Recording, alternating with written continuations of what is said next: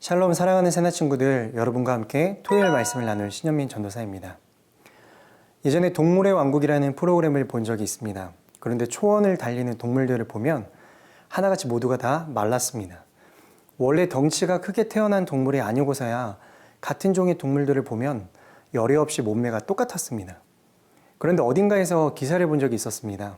사람과 동물의 차이가 있다면 이성도 있겠지만 동물들은 절대로 과식을 하지 않는다고 합니다.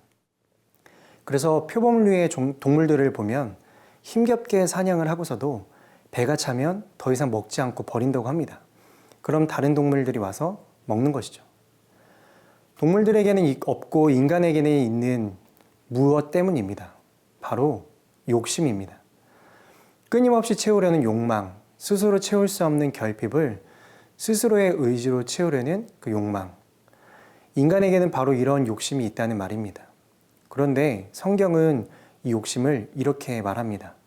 욕심이 잉태에 죄를 낳고 죄가 자라 사망을 낳습니다. 육체적인 욕심은 끊임없는 음식을 갈구해 비만이라는 충격적인 현실을 안겨주죠.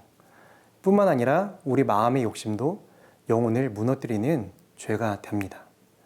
함께 나눠볼까요? 오늘의 주제는 욕심이 만든 결과입니다. 오늘의 말씀은 예레미야 41장 1절에서 18절입니다. 일곱째 달에 왕족이며 왕의 장관인 엘리사마의 손자 느다냐의 아들 이스마엘이 10명의 사람들을 데리고 미스바에 있는 아이감의 아들 그다랴에게 왔다. 그곳에서 그들이 함께 음식을 먹고 있다가 느다냐의 아들 이스마엘과 그와 함께 온 10명의 사람들이 일어나 사반의 손자이며 아이감의 아들인 그다랴를 칼로 쳐서 바벨론 왕이 그 땅의 총독으로 임명한 그를 죽였다. 이스마엘은 또한 미스바에서 그다랴와 함께 있던 모든 유다 사람들과 그곳에 있던 갈대아 군사들도 죽였다. 그다랴가 살해된 이튿날에도 아무도 그에 대해 알지 못했다. 그때 수염을 깎고 자기 옷을 찢고 몸에 상처를 낸 80명의 사람들이 그들의 손에 곡식 제물과 유향을 갖고 세겜과 실로와 사마리아에서 와서 여호와의 집에 드리려고 했다. 느다냐의 아들 이스마엘이 그들을 맞으러 미스바에서 나와서 계속 울며 가다가 그들을 만나자 이렇게 말했다. 아이감의 아들 그다랴에게 가라. 그들이 성읍 안으로 들어갔을 때 느다냐의 아들 이스마엘과 그와 함께 있던 사람들이 그들을 죽이고는 웅덩이 속에 던졌다. 그러나 그들 가운데 10명의 사람들이 이스마엘에게 말했다. 우리를 죽이지 마십시오. 우리에게 들에 숨겨놓은 밀과 보리와 기름과 꿀이 있습니다. 그러자 그가 멈추고 그들의 형제들과 함께 그들을 죽이지 않았다. 이스마엘이 그다랴 때문에 죽인 모든 사람들의 시체들을 던져 넣은 웅덩이는 아사왕이 이스라엘 왕 바하사를 두려워해서 만든 것이었다. 느다냐의 아들 이스마엘은 그 웅덩이를 시체들로 가득 채웠다.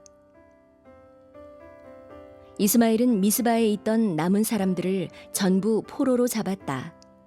그들은 왕의 딸들이며 모두 미스바에 남아있던 백성으로 경호대장 느부사라단이 아이감의 아들 그다랴에게 위임한 사람들이었다. 느다냐의 아들 이스마엘은 그들을 포로로 잡고 암몬 족속에게로 가려고 떠났다. 가랴의 아들 요하난과 그와 함께 있던 모든 군대 장관들이 느다냐의 아들 이스마엘이 저지른 모든 죄악에 대해 들었다. 그들은 그들의 모든 군사들을 데리고 느다냐의 아들 이스마엘과 싸우러 나갔다. 그들은 기브온에 있는 큰 연못에서 그를 만났다. 1절 2절 말씀 함께 읽겠습니다. 일곱째 달에 왕족이며 왕의 장관인 엘리사마의 손자 느다냐의 아들 이스마엘이 10명의 사람들을 데리고 미스바에 있는 아이감의 아들 그다랴에게 왔다. 그곳에서 그들이 함께 음식을 먹고 있다가 느다냐의 아들 이스마엘과 그와 함께 온 10명의 사람들이 일어나 사반의 손자이며 아이감의 아들인 그다랴를 칼로 쳐서 바벨론 왕이 그 땅의 총독으로 임명한 그를 죽였다. 유다의 왕족이었던 이스마엘은 바벨론의 지배를 벗어나 유다가 독립하기를 간절히 바랬습니다. 그는 그다랴의 친바벨론 정책을 절대로 받아들일 수 없었습니다. 결국 그는 그다랴를 제거함으로써 바벨론의 지배에서 벗어나고자 했습니다. 그뿐 아니라 예루살렘의 파멸을 애도하기 위해 모인 사람들을 죽이고 왕의 딸들과 백성을 잡아 암몬으로 향했습니다. 그가 저지른 행위를 보면 같은 유다 민족에게 저지른 행위라고 보기에 너무나 잔인합니다. 한때는 왕족이었던 이스마엘이 어떻게 이런 처참한 신세가 되어버린 걸까요? 이스마엘의 이런 행위는 바벨론에 대한 반역의 행위가 아니라 유다 백성을 향한 하나님의 뜻을 철저히 저버린 반역의 행위였습니다. 그는 무엇보다도 유다 백성에게 고통을 주시고 그 시간을 통해 다시 유다 백성을 회복시키시려는 하나님의 계획을 이해하지 못했습니다. 자신이 이해할 수 없는 방법으로 일하시는 하나님께 대하여 순종할 수 없었던 것이죠.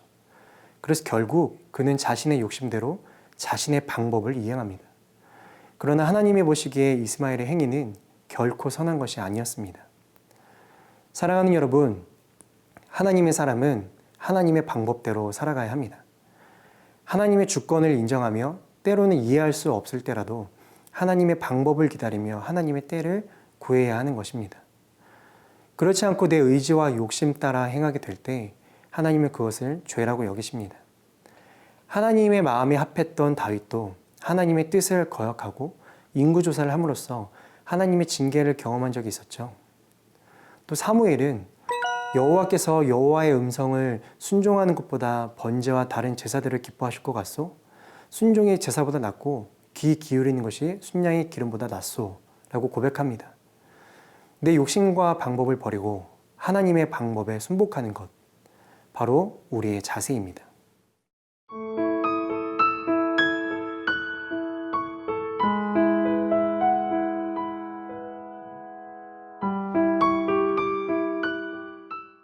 (17절) (18절) 말씀 함께 읽겠습니다.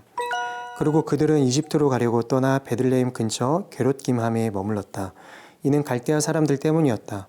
바벨론 왕이 그 땅에 총독으로 세운 아히감의 아들 그다랴를 느다냐의 아들 이스마엘이 죽였기 때문에 그들은 갈대아 사람들을 두려워했다. 암몬을 향해 도주하는 이스마엘을 추격해 그에게 잡힌 포로들을 해방시킨 것은 요하난과 군대 장관들이었습니다. 그러나 이스마엘에 의해 바벨론 군사들이 살해되었기 때문에 요하난과 그의 일행들은 바벨론의 보복을 두려워해 이집트로 피신을 하려고 합니다. 바벨론의 지배에서 벗어나기 위해 강대국 이집트의 도움을 받으려고 했던 것입니다. 그런데 보면 이스마엘의 판단뿐만 아니라 요하난의 판단에도 문제가 있습니다. 이 또한 하나님의 뜻이 아니었다는 것입니다. 41장에 보면 예레미야서에서 반복되어 나오는 여호와의 말씀이 임했다는 표현이 나오지 않습니다. 이스마엘과 마찬가지로 요하난의 판단과 선택도 하나님의 마음이 아닌 사람의 마음에서 나온 결과였다는 것입니다. 이집트로 가는 길은 요하난의 두려움이 만든 결과라는 것이죠. 요하난이 제일 먼저 해야 할 일은 사람에게 피할 길을 찾는 것이 아니라 하나님께 피할 길을 간구하는 것이었습니다. 고난을 주신 분이 하나님이시라면 그 고난의 도피처를 주실 분 또한 하나님 한 분밖에 없다는 사실을 그는 잊고 있었던 것입니다. 시편 기자가 이렇게 고백합니다. 여호와를 믿는 것이 사람을 의지하는 것보다 낫고 여호와를 믿는 것이 통치자들을 의지하는 것보다 낫습니다. 모든 민족들이 나를 둘러쌌지만 나는 여호와의 이름으로 그들을 멸망시킬 것입니다. 사랑하는 여러분, 한순간도 하나님을 의지하지 않으면 우리는 넘어집니다. 우리 안에 있는 욕심과 두려움과 욕망은 죄를 잉태케 합니다. 우리에게 가장 중요한 삶의 기준이 무엇일까요? 바로 하나님의 말씀에 순종하는 것입니다. 하나님의 방법대로 살아가는 것입니다. 오늘 하루도 내 방법, 내 생각, 내 욕심을 내려놓고 온전히 하나님의 말씀만을 붙들며 순종하는 우리가 되기를 주님의 이름으로 축복합니다. 함께 기도하겠습니다. 하나님, 오늘도 우리의 말씀을 기억하며 우리 욕심을 내려놓고 오직 하나님의 말씀에 순종하며 살아가는 하루 될 수 있도록 인도해 주세요. 예수님의 이름으로 기도합니다. 아멘.